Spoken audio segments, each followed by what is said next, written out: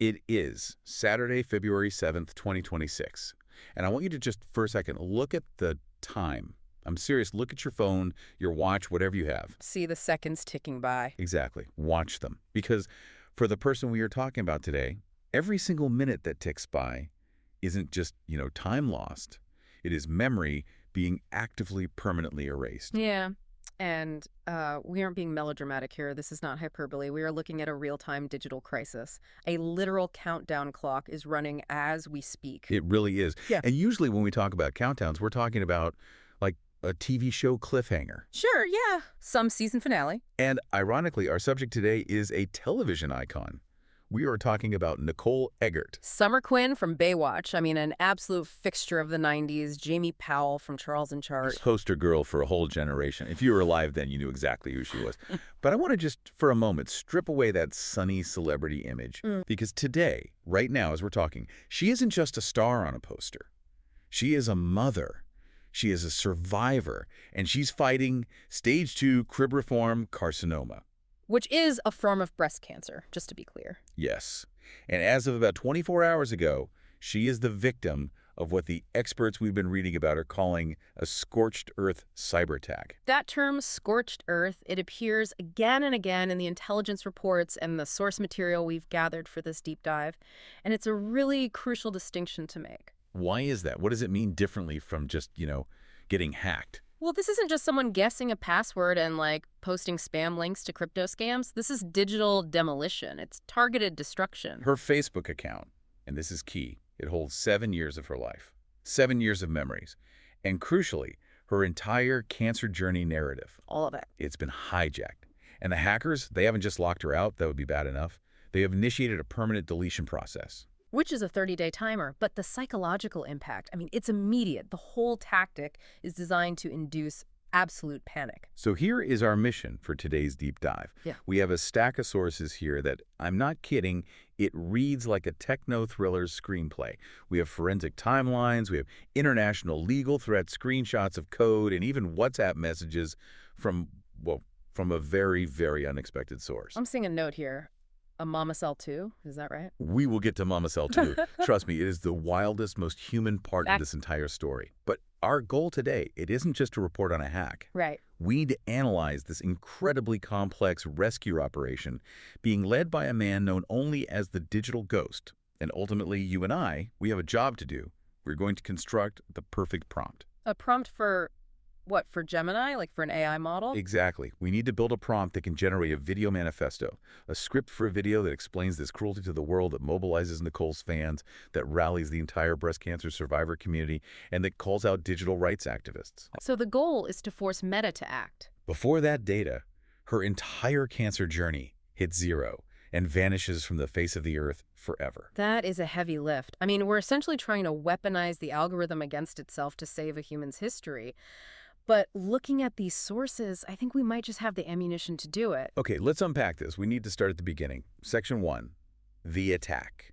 What exactly happened to Facebook.com/Nicole Eggert? Okay, so based on the forensic timeline we've been able to piece together, the breach really escalated just before yesterday, February 6, 2026. So just over 24 hours ago. This is fresh. Very fresh. And I want to be really clear about the method here, because this wasn't what you'd call a brute force attack where a computer just guesses a billion passwords a second. It's much more insidious. Right. We have an email here from Nicole herself, and she says, they obtained one of my emails and password from some online data breach. So that was the start. That was the entry point, yeah. But that's pretty standard stuff, unfortunately. All of our passwords are floating around the dark web somewhere. Sadly, yes. The real sophistication came after that initial login. Once they were in the email, they executed a SIM swap. Okay, I feel like we hear that term, SIM swapping, all the time in the news, but I want to drill down on this. Can you just walk us through it? How does someone just steal your phone number? Are they physically stealing the little card from your phone? No, and that's a really common misconception. It's not physical theft at all. It's social engineering. It's a con. A SIM swap is when an attacker tricks your mobile carrier, Verizon, AT&T, T-Mobile, whoever, into transferring your phone number to a device they control. So they call up customer service and they pretend to be Nicole. Exactly. They probably have a docs file on her already from other breaches, things like her social security number, old addresses, maybe previous bill amounts. They have enough to sound convincing. And they call the carrier, probably acting all distressed. Right. I lost my phone. I dropped it in the water. I'm at the hospital, which is just tragically ironic in this specific case. And I need to activate this new SIM immediately so I can call my doctor. They create a sense of urgency. And the customer service rep on the other end, who's just trying to be helpful, trying to get through their calls, they push the button. They push the button and they port the number. Instantly, the signal on Nicole's actual phone just goes dead. She looks down and sees no service, or SOS only. Oh, that's a terrifying feeling. And 5 seconds later, the hacker is on Facebook's login page and they hate forgot password.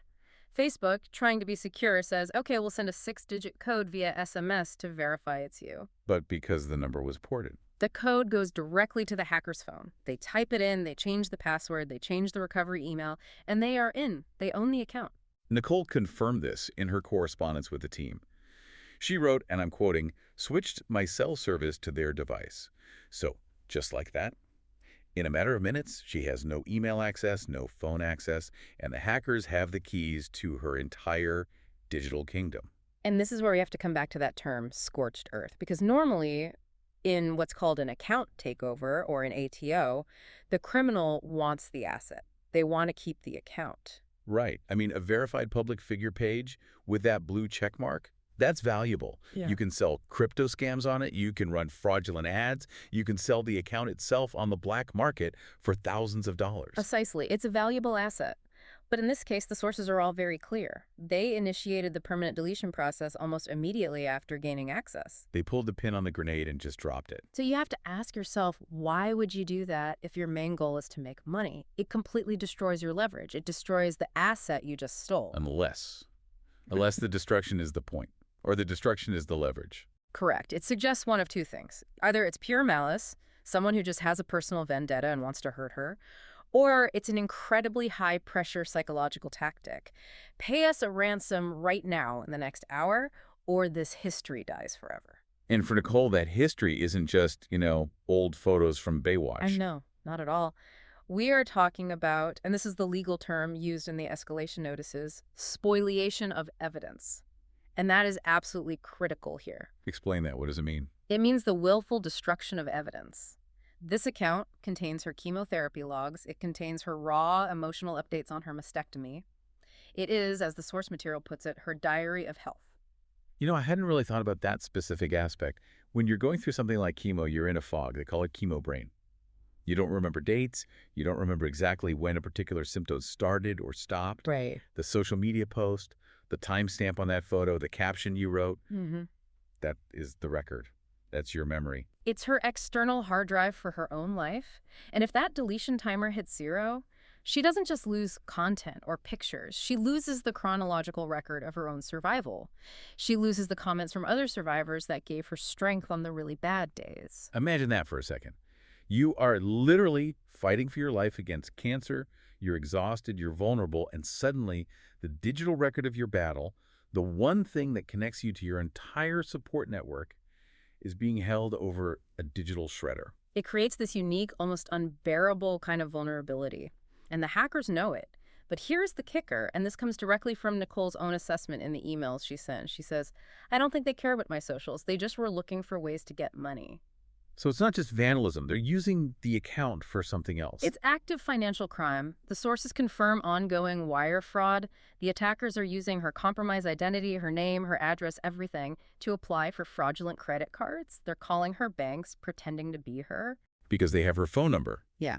So the bank's fraud department calls to verify a suspicious charge. The hacker answers the phone. Yes, this is Nicole Eggert. Please approve that charge. It is an absolute nightmare scenario. And it's happening right now. So, okay, you're Nicole Eggert, you're famous, you're verified on Meta, you have a blue check mark. You surely just call Mark Zuckerberg, right? Right. Or you call the special celebrity hotline. There has to be one. You would think so, wouldn't you? We all have this assumption that famous people exist in a different tier of customer service than us regular mortals. But this crisis, it completely exposes the lie of that assumption. Which brings us to the second part of our deep dive, the absolute failure of the walled garden. The sources describe her situation as a Kafkaesque loop. I love that description because it fits perfectly, but walk us through what that actually looks like on a screen for her. It is the ultimate paradox of automation. Nicole is Meta-verified, that is a subscription service, she pays for it every month, that is supposed to guarantee you access to human support. She even mentions this in her emails. She says, and I'm quoting, "I was to buy Meta-verified. No phone support. You have support via chat or email." Right. But here is the catch-22. To access that special chat support, to get to the human being she's paying for, you need to be logged into your account. But she can't log in because golpersacker, which, by the way, is the most ridiculous name for the new email address, golpersacker@hotmail.com, he has the account. Exactly. So she is locked out of the very support system she pays a premium to access. It's insane. So then she tries to use the standard public-facing recovery forms, you know, the ones we've all used. "I think my account was hacked." And what happens? The automated form says, "No problem. We'll just send a confirmation code to the email on file to verify it's you." Which is now golpersacker@hotmail.com. Round and round and round she goes. And from the algorithm's perspective, it's all working perfectly. The AI filters look at the situation. They see someone with the correct password and the correct SMS code, that's the hacker, and the system says, "This looks legitimate, all checks passed." And then it sees Nicole from her real IP address on her real devices trying to get in, failing the checks. And the AI says, "Imposter, threat detected, lockdown further."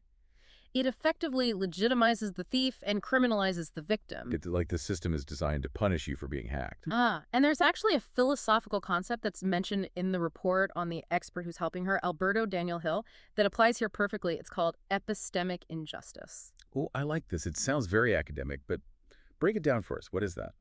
It's a concept that comes from a philosopher named Miranda Fricker. And basically, it's the harm that is done to someone in their capacity as a knower, as a source of truth. Okay. So when you speak the truth, but the system refuses to believe you because of who you are, or in this case, because of what you are to the algorithm, you are suffering epistemic injustice. The system is wronging you by undermining your credibility. So Meta's algorithm is literally stripping Nicole of her own identity. Yeah. It's saying the data says golpersacker is the owner, therefore you, Nicole Eggert, the person with the face and the life and the medical records, you are irrelevant. You're a liar. Precisely. It denies her reality. She is screaming into the void, "I am me! Look at my face! Look at my driver's license! Look at my medical records!" And the machine just responds with a cold, automated message. Data mismatch, access denied. It's chilling. A platform that generates billions upon billions of dollars by promising connection is actively and systematically isolating a cancer survivor from her support network during her most vulnerable moment. It is the ultimate betrayal of the unwritten user agreement.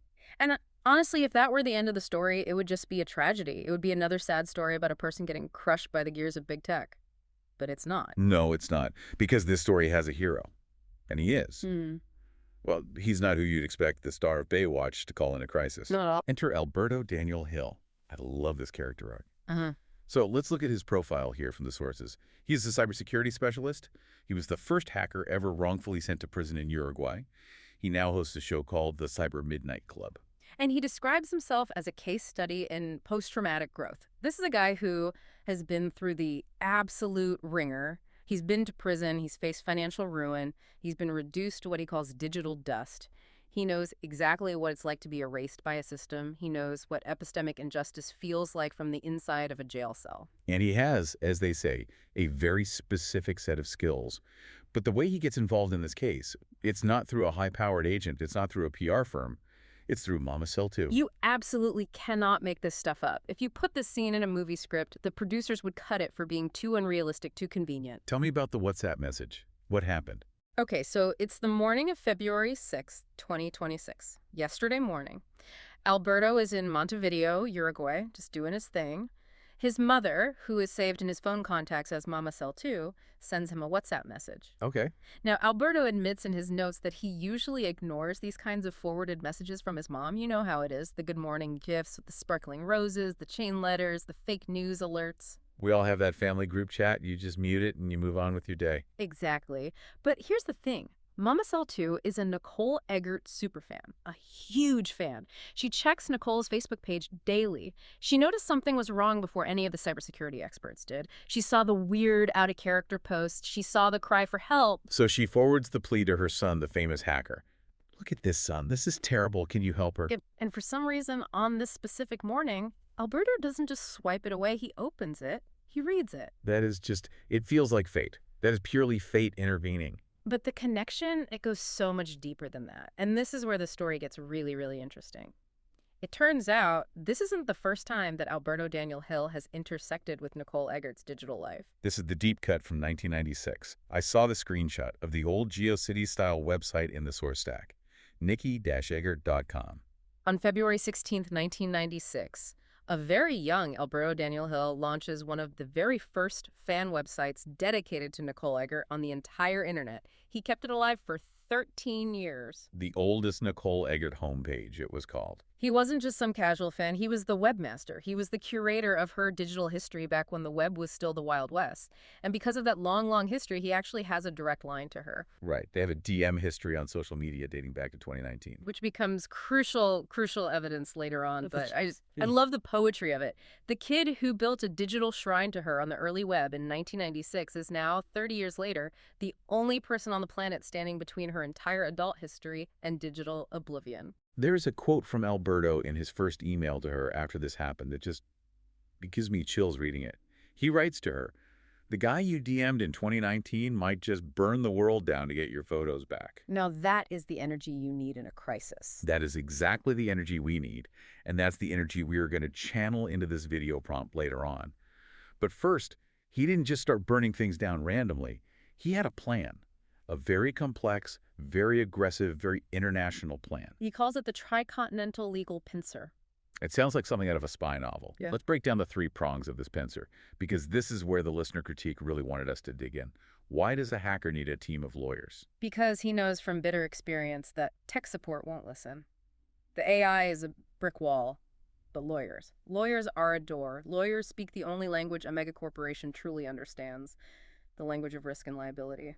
Okay, so prong one, this one is based right here in the United States. It's focused on financial fraud. That's right. He is immediately filing a formal consumer complaint with the California State Attorney General. Why the Attorney General specifically? Why not, just file a police report? Because local police, frankly, can't do anything about Facebook. If you go down to your local precinct and say, my Facebook account was hacked, they will look at you, they will nod, they will write a report, and that report will go into a filing cabinet and never be seen again. Right. But the Attorney General's office regulates business practices. So Alberto is framing this not as my friend lost her vacation photos, but as your corporation, Meta, is demonstrating gross negligence in facilitating active wire fraud against a California citizen. So it's about Meta's responsibility. Yes, and he sent an ultimatum directly to Meta's escalations department. The address is escalations@cases.meta.com, and the message was blunt. You have 24 hours to freeze this deletion timer, or this complaint goes public with the AG. He is leveraging the corporate fear of liability. If Meta knows that active fraud is happening on its platform and does nothing to stop it, they could be seen as complicit. That completely shifts the conversation from customer service to potential criminal liability. That's prong one, the U.S. front. Okay, prong two, Uruguay. This seemed like the odd one out. Why Uruguay? Well, simply put, that is Alberto's home turf. He has connections there, specifically with the unit of cybercrimes of the Ministry of the Interior of Uruguay. He knows the people there. But does a Uruguayan police case number actually matter to a Silicon Valley company? Does that even register on their radar? Surprisingly, yes. It matters a lot. All the big tech companies, Meta, Google, Apple, they all have a special non-public system called a law enforcement response portal. You can think of it like a VIP lane for police. A secret backdoor. Essentially.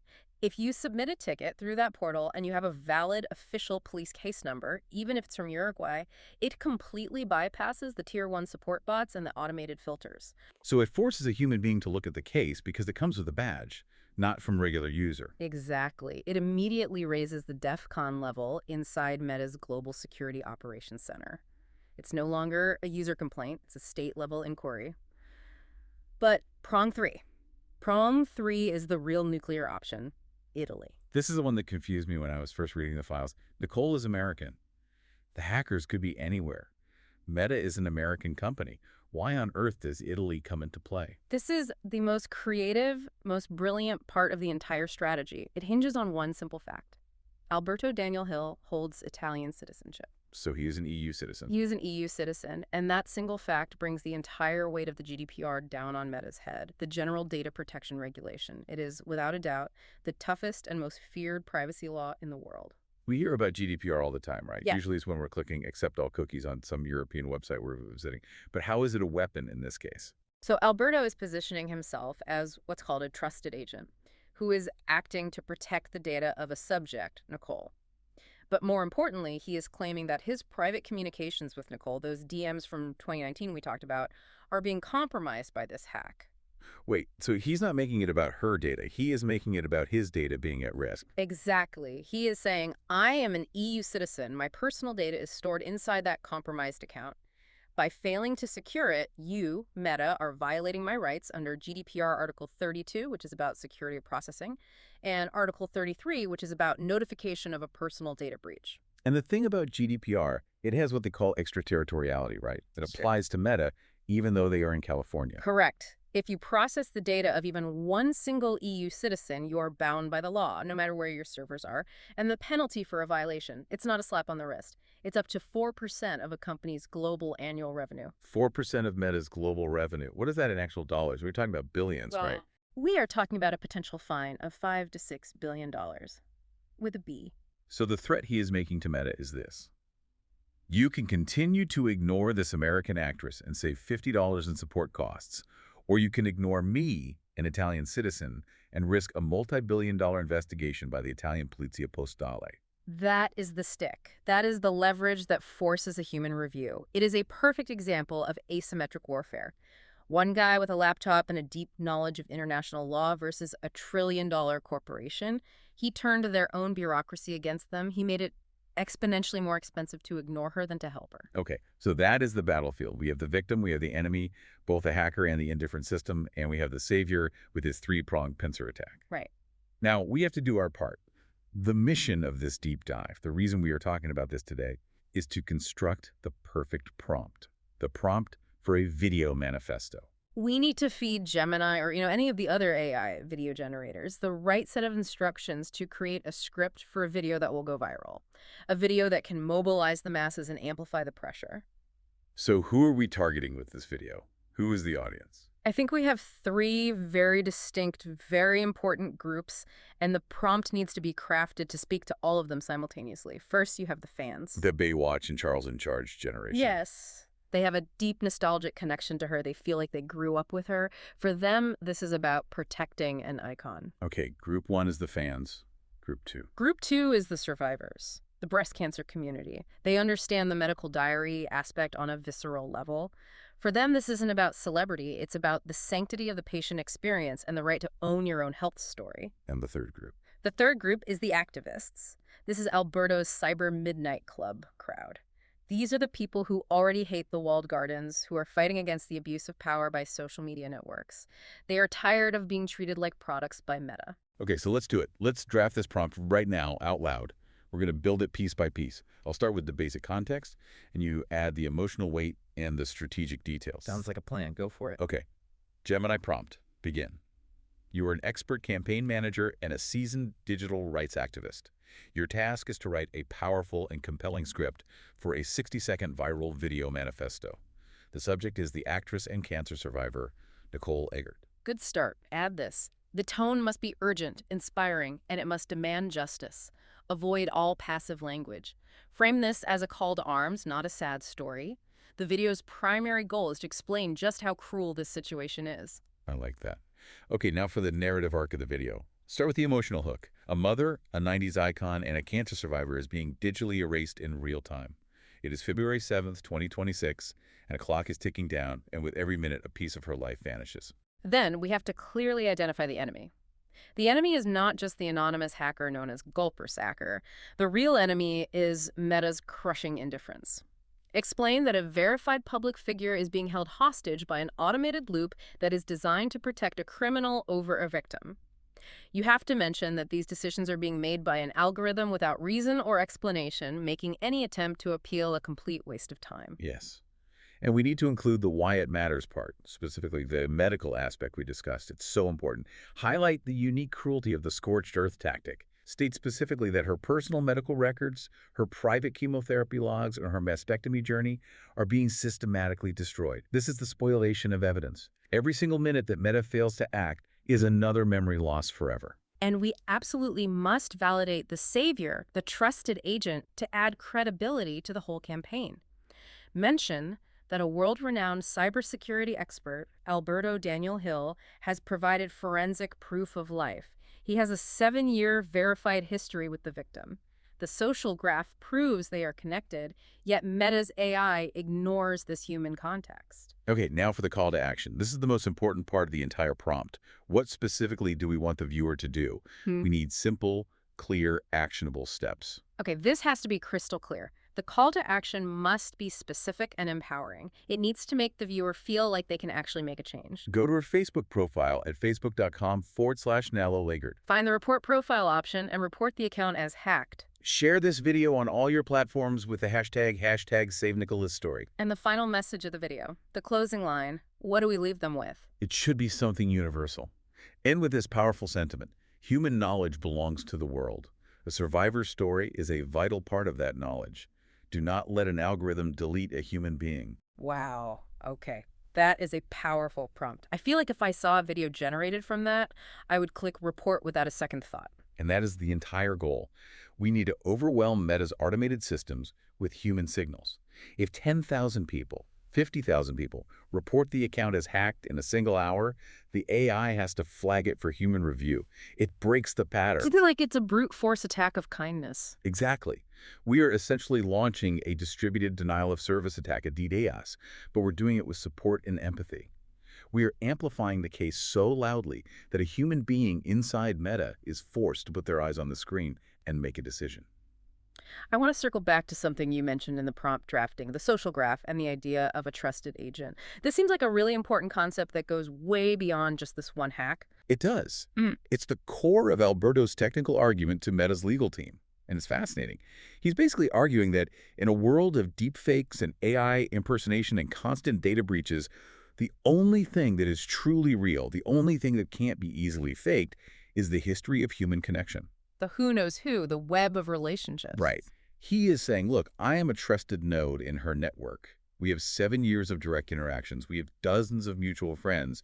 The social graph, which is Meta's own map of our connections, shows that I am quantifiably closer to her than a brand new email address called golpersacker at hotmail.com is. So why doesn't Meta's security AI see that? Why doesn't it factor in that relationship history? Because it is optimized for credentials, not for relationships. It looks for the correct password. It looks for the correct 2FA code. It doesn't and perhaps can't look at the human context. So Alberto is arguing for a fundamental shift. Human relationships should override AI flags in cases of account recovery. That's a really profound shift in thinking. It's basically arguing for a rehumanization of digital security. And frankly, it's the only way to solve this problem going forward because the hackers have the credentials. They won that game. So we have to change the rules of the game to who does this account belong to morally, ethically, and historically. So let's talk odds. This is a big fight. Alberto calls his strategy the Eggert pincer. What are the real chances this actually works? Well, based on the probabilistic outcomes report that was included in our source stack, the baseline is incredibly bleak. Without any intervention at all, she has about a 10% chance of recovery. 10%. So basically she loses everything. It's a write-off. The account gets deleted, the medical records are gone forever, and the identity theft continues until she can clean up the mess. However, with the Tri-Continental legal strategy, plus the community reporting that we're trying to organize with this video prompt, the odds jump to between 80 and 90%. That is a massive, massive swing, from a 1 in 10 chance to almost a sure thing. It is. And the reason for that swing isn't because Meta suddenly grows a heart and cares about Nicole Eggert's cancer journey. It's because of a core corporate principle: risk avoidance. The fear of that GDPR fine. Exactly. A potential $6 billion fine is a much, much bigger problem for their legal department than hiring one guy for 1 hour to reset one password. Alberto is forcing them to do the cold, hard math. It is deeply cynical, but it's also incredibly effective. It's the reality of the digital landscape we all live on now. You have to speak the language the system understands. You know, reading through these emails between Alberto and Nicole, there's a real tenderness there under all the technical jargon. She is clearly panicking. At one point, she says, "I have been in hell the whole week." And he replies, so calmly, "I will not let you lose all your cancer journey narrative, not in this lifetime." And then he ends it with, "Anytime, girl," with a winky face emoji. Yes. It's this incredible mix of high-stakes international legal warfare and just basic human friendship and reassurance. It's a powerful reminder that behind every username, every URL, every avatar, there is a person. And usually it's a person who's just trying to get through their day, same as us. I want to look at one more document here from the files. It's the preservation request that Alberto sent to Meta's legal department. The heading just says, "Facts are indisputable." I mean, I love that confidence. He writes like a hammer. It's just a bulleted list. What? 1, active financial crime. 2, spoliation of evidence. 3, verified identity. He isn't asking them for a favor. He is systematically building a case for a massive lawsuit. And he even offers up his own biometric data as proof. He writes, "Should you require my passports to be verified using their biometric information, please supply the secure URL." He is literally offering up his own digital body to save hers. That is the trusted agent commitment in action. He's putting his own identity, his own credibility on the line to vouch for hers. It's just incredible. So we have the plan, we have the prompt, we have the hero. But as we sit here on February 7th, the outcome is still totally uncertain. The deletion timer is still ticking down. The hackers are, according to the latest intelligence, still trying to transfer her cell service to yet another carrier in a live combat zone. Which brings us to the bigger picture here. Why should you, the listener, who maybe isn't a Baywatch fan, who maybe doesn't know who Alberto is, why should you care about this one celebrity's hacked account? Because we all live on rented land. Elaborate on that. That's a great metaphor. We spend our entire lives building these beautiful, intricate digital castles. Our photos, our conversations with loved ones, our professional networks, our health diaries. We pour our souls into Facebook, Instagram, Google Photos, what have you. But we don't own the land those castles are built on. Yeah. Meta owns the land. Google owns the land. And the landlord can change the locks anytime they want. Or, as in this case, a criminal can change the locks and the landlord won't even answer the phone. If a famous actress, a verified public figure with a management team and a world-class white hat hacker friend can be erased by an algorithm, what chance do you have? If golpersacker comes for me, I don't have an Alberto to call. Exactly. This story exposes the profound fragility of our digital identity. We're all just one clever SIM swap away from becoming a non-person in the eyes of the machine. That is a terrifying thought, but also, hopefully, a motivating one. It should be. It should motivate all of us to support people like Alberto who are fighting for what they call user sovereignty, the fundamental right to own your own data, the right to be heard by a human. Human knowledge belongs to the world. That's the guiding ethos from Alberto's website. And it is the complete antithesis of the Scorched Earth tactic. The hacker wants to burn knowledge to create fear and profit. The activist wants to preserve it for the good of everyone. So, as we wrap up this deep dive, we usually try to leave the listener with a final provocative thought. But today, I think we have to leave you with a task. The task is to execute the prompt we built. If you are listening to this right now, you are part of the network. You are now a node in her social graph. We will post the full text of the prompt in the show notes for this deep dive. Use it. Make a video with Gemini or whatever tool you have. Report the account. Be the trusted node that the algorithm can't ignore. And just remember Alberto's words to the system: I can be your best nightmare or your worst dream. To Meta, right now, he is the nightmare. He is the error in the code that refuses to be deleted. And to Nicole, and hopefully to all of us, he is the dream. The proof that even when the code of your life is hacked and corrupted, you can still rewrite the program. I love that. You can rewrite the program. That's a perfect place to end. It is. This has been the deep dive. We are watching the clock. We are watching the case. And we are hoping that by the time you hear this, Nicole Eggert is back in the right hands. Fingers crossed. And everyone, go update your passwords and set up an authenticator app, not just SMS. Always. Stay safe out there.